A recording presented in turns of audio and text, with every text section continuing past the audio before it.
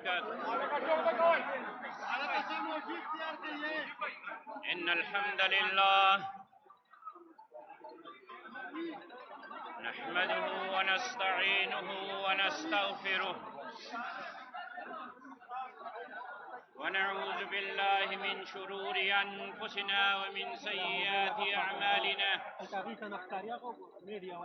من يهده الله فلا مضل له ومن يضلله فلا هادي له.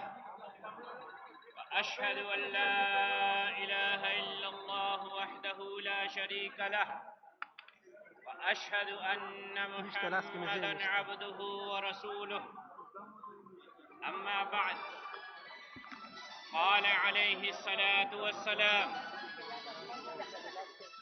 تركت فيكم أمرين لن تضلوا ما تمسكتم بهما، كتاب الله وسنة رسوله. اللهم صل على محمد عبدك ورسولك، وصل على المؤمنين والمؤمنات والمسلمين والمسلمات. حاضرین محترم، آج بروز اتوار 29 رمضان المبارک 1443 ہجری بمطابق 1 مئی 2022 بعد از نماز مغرب علماء پشاور کا ایک نمائندہ اجلاس حسب ثابت رؤیت ہلال شوال المکرم 1443 ہجری کے لیے جامع مسجد قاسم علی خان میں منعقد ہوا۔ اجلاس میں پشاور مضافات کہ جید علماء کرام نے کثیر تعداد میں شرکت کی اور اجلاس میں شہادت شرعی کی بنیاد پر یہ متفقہ فیصلہ کیا گیا کہ کل بروز پیر 1 شوال المکرم 1443 ہجری بمطابق 2 مئی سن 2022 ہوگی اور عید الفطر کا پہلا دن ہوگا۔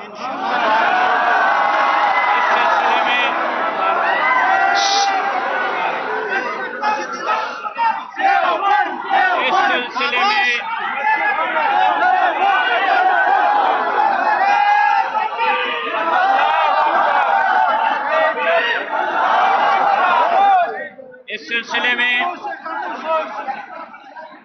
صرف ضلع پشاور ہی نہیں،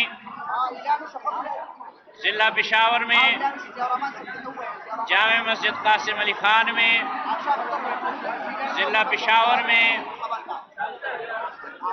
گلجی کنڈر خیل میں، ضلع پشاور میں سنگو سربند میں، ضلع لنڈی کوتل میں اور مختلف اضلاع جن میں چارسدہ، لکی مروت، بنو، ہنگو، گونیر، باجوڑ اور دیر اور ضلع جنوبی وزیرستان بھی شامل ہیں۔ اس کے علاوہ صوبہ سندھ اور صوبہ بلوچستان سے بھی ہمارے علماء نے جو شہادتیں وہاں لی ان کی ہمیں مصدقہ اطلاع پہنچائی۔ تو اس طرح یہ سارے گواہ جو کہ مختلف اضلاع میں پیش ہوئے اور علماء نے ان سے گواہی لی، ایک کثیر تعداد اور جمع غفیر بنتا ہے۔